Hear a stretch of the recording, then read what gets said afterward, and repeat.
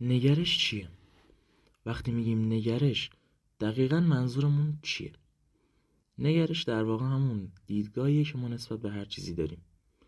حالا اینو شما میتونید اسمای دیگه هم واسه خودتون براش بذارین، هرچی که راحتین. اما کلاً من بحثم تو این قسمت اینه که نگرش چیه؟ چرا مهمه؟ و اصلاً چه کار کنیم که نگرش خوبی داشته باشیم؟ اصلا با نگرش چه کارهایی میتونیم با نگرش انجام بدیم؟ چطور با نگرش سطح زندگیمون رو عوض کنیم، توقعاتمون رو عوض کنیم، کیفیت زندگیمون رو ببریم بالاتر؟ همراه هم باشین تا این موضوع رو بیشتر با هم دیگه بررسی کنیم. بذارین اول یه مثالی در مورد همین نگرش بزنم براتون. میخوام یه مثال از تاثیر درمانیش براتون بگم. یه عده پزشک و دانشمند با هم دیگه میان یه عده مردمی رو جمع میکنن که مشکلاتی داشتن که حل نمیشده. مثلا طرف دیسک کمر داشته، دیسکش خوب نمیشده. بیماریای قلبی و عروقی داشته، خوب نمیشده. اینا رو میارن یه جا جمع میکنن، بهشون یه داروهای خاصی میدن. میگن که این داروها بهترین درمانی هن که تا حالا کشف شده برای بیماری شما، حالا نسبت به اون بیماری که داشتن. میگن این طول درمانش انقدر، نحوی مصرف اینطوریه، انقدر بخورید، روزی چند تا و اینجور مسائل. این داروها رو میدن بهشون و بعد از گذشت یه مدتی دوباره دور هم جمعشون میکنن تا تأثیرش رو ببینن. وقتی ازشون پرسشنامه میگیرن بعد از دوره درمانشون، میبینن که بالای 50-60% بهبودی داشتن. یعنی همشون بلا استثنا خوب شده بودن، یه درصدی از بیماریشون خوب شده بود. و تعجب میکنید که من بهتون بگم اصلا اونا دارو نبودن، دارونما بودن. حالا دارونما چیه؟ دارونما یه سری داروهایی هستن که اصلا درمانی نیستن. یعنی به شما میان یه کپسولی میدن که اصلا ارزش درمانی نداره، در حالت عادی اصلا شما رو خوب نمیکنه. ولی چرا این دارونما اینقدر تاثیر مثبت داشتن؟ به خاطر اینکه اون افراد نگرششون این بوده که ذهنیت طرف این بوده من اینو بخورم خوب میشم، من اینو بخورم حالم بهتر میشه، بیماریم خوب میشه. چون این ذهنیت رو داشته، با این ذهنیت حس مثبت هم داشته و وقتی اون دارونمایی که اصلاً تأثیر درمانی نداشته رو مصرف میکرده خوب میشده. این یه مورد از شگفت‌انگیزترین، یعنی خفن‌ترین تأثیرهای نگرش توی زندگیه که حالا تو بخش درمانی بهتون گفتم. جلوتر بریم مثالای دیگه هم براتون میزنم، توضیحای بیشترم براتون میدم که کامل براتون جا بیفته.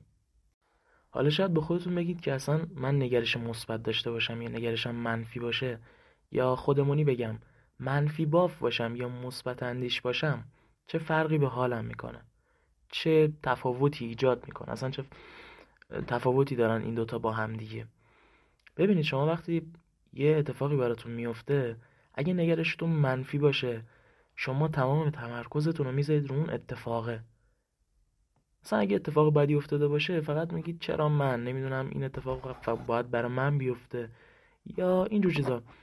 ذهنتون متمرکز میشه رو اون مانع، رو اون مشکل. ولی وقتی شما نگرشتون مثبت باشه، برعکس، شما میگردید راه حل پیدا میکنید، راه فرار پیدا میکنید، یه راهی پیدا میکنید که از اون شرایط خارج بشید یا به یه شرایط بهتری برسید. این دوتا خیلی مهمن. یه مثالش هم براتون اگه بخوام بزنم اینه که به خلبانا هیچ وقت نمیگن به مانع برخورد نکن، چون به مانع برخورد میکنن. اینو اگه تحقیق کنید متوجهش میشید. دلیلش هم اینه که وقتی میگن به مانع برخورد نکن، اونا فقط مانع رو نگاه میکنن. اما وقتی بگن که مسیر از این سمته یا مثلا از این وری برو، اونا حواسشون به مسیره و میتونن مانع رو رد کنن. دقیقاً همین مسئله است. وقتی شما نگرشتون منفی باشه، تمام فوکس و اهمیتی که میدین فقط به اون مشکل است، فقط مشکلتون رو میبینید، فقط اون اتفاق بده رو میبینید. ولی وقتی شما نگرشتون مثبت میشه، شما میگید خب آقا این اتفاق افتاد، من که کاریش نمیتونم بکنم، حقیقت هم همینه دیگه، این اتفاق افتاده، حالا ببینم چی کار میتونم بکنم که از این اتفاق به نفع خودم استفاده بکنم، یه مسیر جدید پیدا کنم، یه فرصت بهتر پیدا کنم. تفاوت نگرش مثبت و منفی اینجا خودشو مشخص میکنه که شما فرصتاتون رو چطور ببینید، چطور از فرصتاتون استفاده بکنید. اینجاست که نگرش به کمک شما میاد. حالا میخوام یه مثال از دنیای کارآفرینی و کسب و کار براتون بزنم. مؤسس شرکت علی بابا رو که میدونید دیگه، خودتون کیه؟ آقای جک ما مؤسس شرکت علی بابا هستن. جک ما خودش توی سخنرانیاش داشته اینو میگفته، میگه که در جوانی بارها شکست میخوره، میره برای پلیس استخدام بشه، همه رو قبول میکنن، اونو ردش میکنن. هر جا میرفته مثلا 20 نفر 29 نفر بودن، همه رو قبول میکردن، همشون استخدام میشدن بجز این یه نفر. میگه برای ورود به دانشگاه 2 بار رد شدم، شغلای مختلف رو رفتم، هر بار من یادم قشنگ میگفت که خواسته، نمیدونم چه شغلی بود، ولی میگفت که 5-6 بار من درخواست دادم، هر 5-6 بارش رد شدم. اما میگه که نگرش من این بود که من مطمئناً موفق میشم، در نهایت این منم که به هدفم میرسم. اما اگه این فکر رو میکرد من شانس ندارم، بهتره تسلیم بشم، این کارا بیفایده است دیگه، درخواست ندم، من که هر سری دارم رد میشم، چرا دوباره درخواست بدم؟ اما هرگز این کارو نمیکنه. اون بارها به خودش میگفته و الان تو سخنرانیاش هم گوش بدید اینو میگه که هر بار که شکست میخوردم یاد میگرفتم. همین نگرش یادگیری مداوم باعث شد که جک ما علی بابا رو تأسیس کنه و یکی از بزرگترین شرکت‌های الکترونیک دنیا شده. خب حالا میخوام چند تا راهکار بهتون بدم که به احتمال زیاد میتونه کمکتون کنه. شاید از خودتون بپرسین که اصلا من ذاتاً آدم منفی بافیم، نگرشم کامل منفیه، چطور اینو تغییرش بدم؟ چطور میتونم تغییرش بدم؟ اولا که باید بهتون بگم این یکم زمان بره، طول میکشه و اینکه من 3-4 تا حدوداً راهکار براتون دارم که بهتون میگم. اول خودآگاهیه. اولین قدم اینه که آقا بفهمید چطور فکر میکنید. بیشتر اوقاتی که دارید فکر میکنید دارید به مشکلاتتون فکر میکنید یا دارید دنبال راه حل برای اون مشکلات میگردید. وقتی با مشکل روبرو میشید چطور با خودتون صحبت میکنید؟ مثلا میگید احمق، دوباره مثلا فلان شد، دوباره بسار شد. با خودتون بد صحبت میکنید یا با خودتون خوب صحبت میکنید؟ سعی کنید این دوتا رو عوض کنید. بیشتر اوقاتی که تنهایی دارید فکر میکنید، به جای اینکه به خود مشکل فکر کنید، به راه حلی فکر کنید که میتونه اون مشکل حلش کنه. و دوم این که وقتی با خودتون تنهایید یا به مشکلی برمیخورید، یک خرابکاری میکنید، هر چیزی، با خودتون بد صحبت نکنید. شما تنها کسی هستید که دارید، در واقع تنها کسی که از اول تا آخر عمرتون باهاتونه خودتونید. پس ارزش خودتون رو بدونید، با خودتون بد صحبت نکنید. بعدیش اینه که داستانه ذهنیتون رو بازنویسی کنید. هر کدوم ما یه سری داستانه تکراری داریم تو ذهنمون که هی دارن پخش میشن، مثل یه رادیوی کوفتی میمونن که اصلا خاموشی ندارن، نمیشه خاموششون کرد. این داستانا هر جوری که هستن بشینید بهشون گوش بدید. مثلا بعضی وقتا که داری فکر میکنی من اینطوریم، من شانس ندارم، این اتفاقا برام افتاده، فلان اینا، خوب گوش بده. نکات منفیشو وردار و جایگزینش کن با نکات مثبت. یعنی اون داستانی که همیشه تو مغزت داره پلی میشه رو سعی کن مثبت ترش بکنی. یه چیز دیگه هم که خیلی فکر میکنم کمکتون بکنه، قدردانی روزانه، همون شکرگزاری خودمون یا مراقبه، هر کدومش که راحت ترین. اگه نماز میخونین و اینا هم نمازم اوکیه.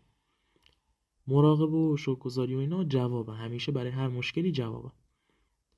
خودتون رو تو موقعیت مثبت قرار بدین، تو موقعیت‌های خوب قرار بدین.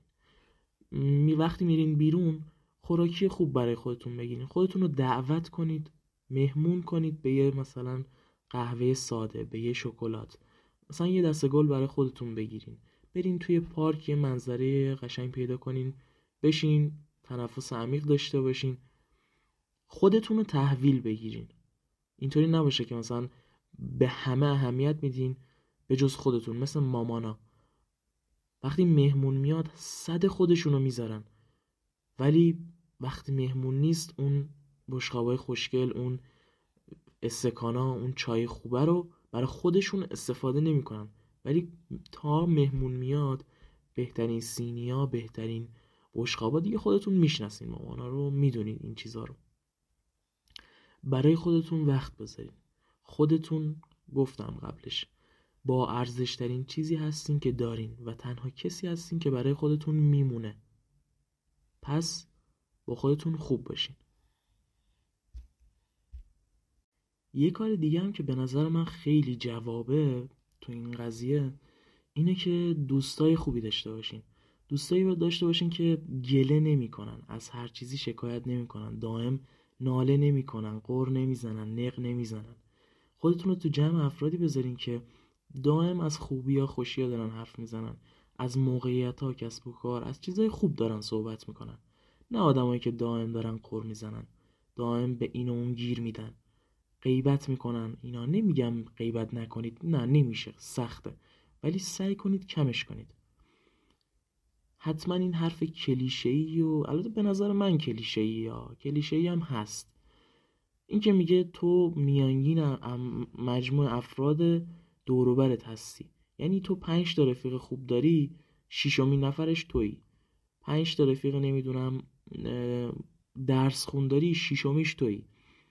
این تاثیر آدمای اطرافتو بهت میگه. تو جمع آدمایی باشین که حالشون خوبه یا سعی میکنن حالشون رو خوب کنن.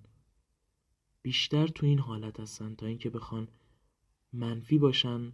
و حالا چیزایی که قبل از این حرفایی که الان بزنم بهتون گفتم، نمیخوام دوباره حرفای تکراری بزنم. سعی کنین آدمای اطرافتون رو تغییر بدین. اینطوری کم کم حالتون جوری تغییر میکنه، نگرشتون، همه چیزای زندگیتون یه جوری تغییر میکنه بعد یه مدتی که اصلا متوجهش نمیشین. و این تأثیر واقعا دوستا و اطرافیان است که من خودم بارها و بارها برام اتفاق افتاده. یه داستان دیگه هم میخوام براتون بگم برای آخر این پادکست که دیگه طولانی نشه.